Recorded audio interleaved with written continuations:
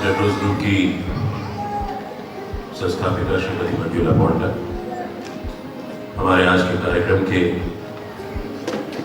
हमारे परिवार के बहुत करीबी मुख्य अतिथि श्री रानी गांधी,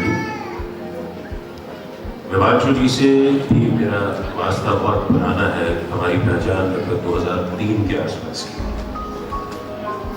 युवा अवार्ड के विजेता, सभी युवाओं के आदर्श,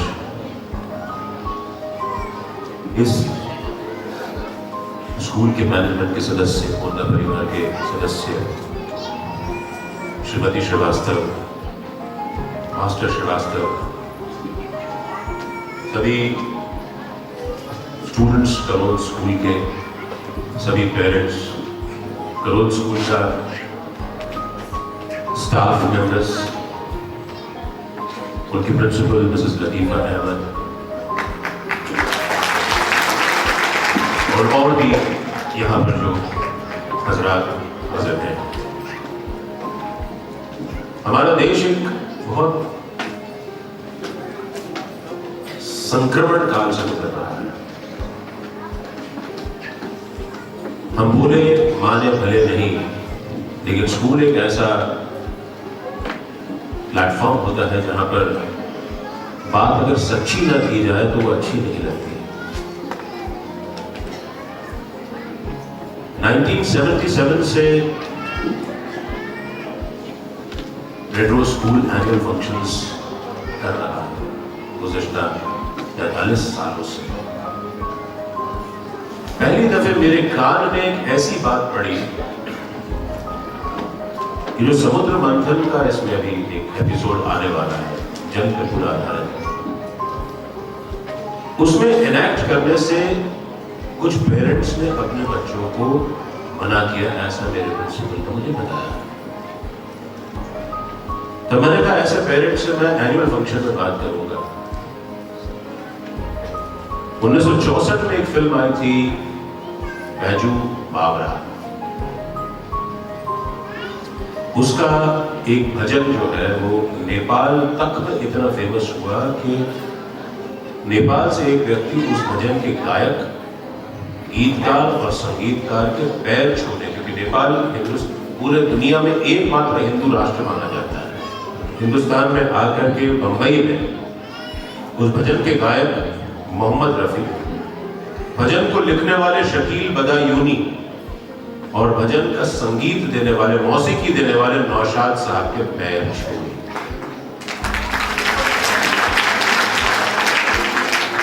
जिन लोगों को बैजू बावरा बहुत पुरानी लगती हो,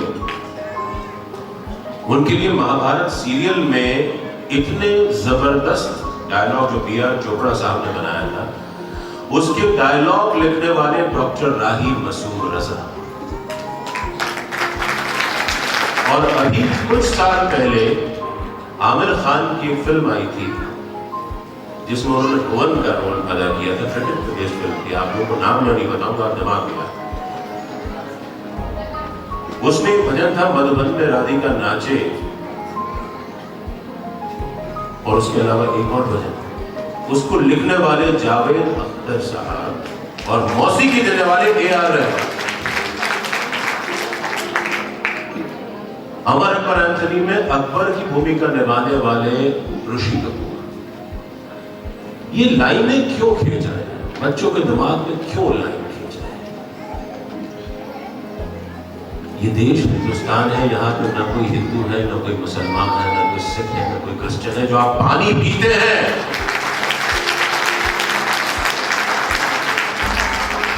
जो आप पानी पीते हैं, हिंदुओं में सारे धार्मिक संस्कारों में ओम केशवाय स्वाहा, ओम गोविंदाय स्वाहा, ओम नारायण स्वाहा से पानी पीकर के शुरुआत की जाती है।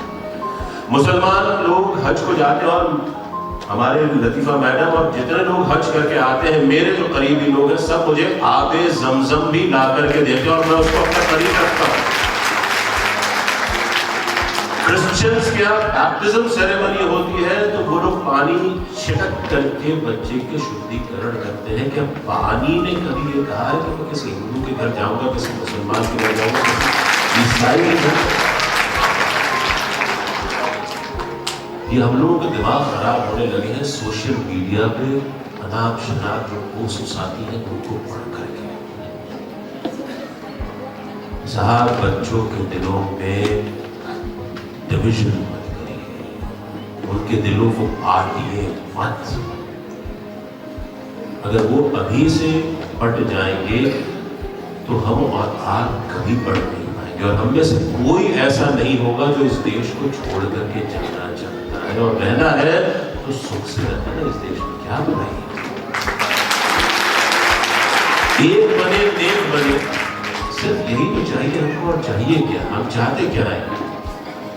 हम सब चाहते हैं कि बहुत अच्छे से रहें, खुश रहें, खुशहाल रहें। क्या हिंदू मुसलमान सिख ईसाई सब कुछ नहीं रखा साहब, सब एक ही ऊपर वाले को ढूंढने जाते हैं, सिर्फ रास्ते अलग अलग है, पहुंचना सबको एक है। सिर्फ रास्ते, कोई यहाँ से जाता है, कोई वहां से जाता है, कोई वहां से जाता है, कोई वहां से जाता है, बस उतना ही फर्क है, इसके अलावा और कोई फर्क नहीं। मेरे यहाँ न जाने कितने मुस्लिम टीचर्स काम करते हैं, क्रिश्चियन टीचर्स काम करते हैं, सिख प्रिंसिपल है, मुसलमान प्रिंसिपल है, हिंदू प्रिंसिपल्स हैं, जैन प्रिंसिपल है, सब है। और मेरे किसी प्रिंसिपल ने आज तक कभी किसी बच्चे के दिमाग में ये बात नहीं डाली कि तुम इस धर्म को, तुम इस जाति के हो। कहां से हम सीख रहे हैं? कोई किसी का दुश्मन नहीं है साथ, कोई किसी का दुश्मन नहीं है। सब एक दूसरे के साथ मोहब्बत और अखलाक से रहना चाहते हैं। सब ये चाहते हैं कि इस दुनिया में अमन और अमान कायम रहे। इज्तिमा होता है तो भी इस देश की और दुनिया की अमन के लिए दुआएं की जाती हैं। जब हम लोग पूजा करते हैं तो पूरी दुनिया में प्रेम और सद्भाव को यही जयकारे लगाते हैं। मैं सभी से निवेदन करूंगा, रेड रोज स्कूल के पेरेंट्स, क्योंकि आप सब मेरे दिल के करीब, और करोड़ तो मेरे दिल के बेहद ज्यादा हैं। मुझे याद है जब 1999 में हम लोगों ने इस स्कूल को खोलने का निर्णय लिया था, करोड़ वाले हमारे स्कूल में, तो मुझे कई लोगों ने हतोत्साहित किया कि साहब वहाँ तो सिर्फ डेस्परेट लोग रहते हैं, आपको फीस नहीं मिलेगी, आपको कुछ नहीं हो पाएगा। और मैं इतने सालों से देख रहा हूँ कि करोड़ के बच्चे जो हैं उनकी जो डिजायर टू विन, जो उनके अंदर एपेटाइट है जीतने की, वो किसी भी और बच्चे से बहुत ज्यादा है। इतना दिल लगा करके उनके पेरेंट्स आते हैं हमारे पास, हमारे स्टूडेंट्स जो हैं वो इतनी अपने अंदर फायर भर करके काम करके दिखाते हैं कि मुझे अपना लिया हुआ निर्णय सन 99 का बिल्कुल सही लगता है कि नहीं। बहुत जबरदस्त हमारे बच्चे, हमारे टीचर्स, प्रिंसिपल बहुत अच्छा काम कर रहे हैं। मैं और ज्यादा वक्त ना लेते हुए, क्योंकि बहुत सुंदर प्रेजेंटेशन और इसके माध्यम से आपके सामने आने वाली है, एक बिल्कुल हाईटेक प्रेजेंटेशन है, इसमें लाइट, साउंड, इफेक्ट्स सब कुछ है। आप बस इसको एक तक देखते रहिएगा। और जो बच्चों ने एफर्ट किया है, ये भूल करके कि पानी कभी किसी पे कोई भेद करता है, इसी तरह इस देश की, इस दुनिया की हवा कोई भेद नहीं करती है, इस देश और इस दुनिया का रुपया कोई भेद नहीं करता है, कहीं कोई भेद नहीं करता है। इसको देखिएगा और जो संदेश आप अपने घर ले जाएंगे उसको कभी न कभी अमल में जरूर लाइएगा। ये मैं आपसे बात चाहता हूँ।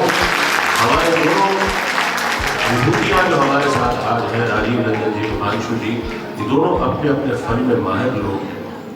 राजीव जी पब्लिक डीलिंग में काम करते हैं, हिमांशु जी सांस्कृतिक और बाल संरक्षण के कार्य क्षेत्र में बहुत बड़ा काम करते हैं।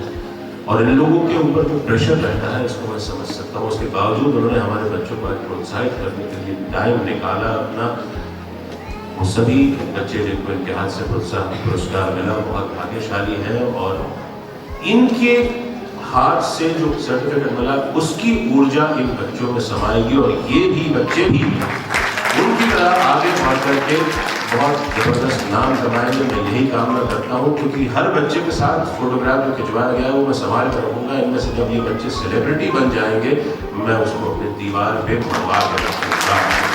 All the best and well done, enjoy the show. Thank you very much.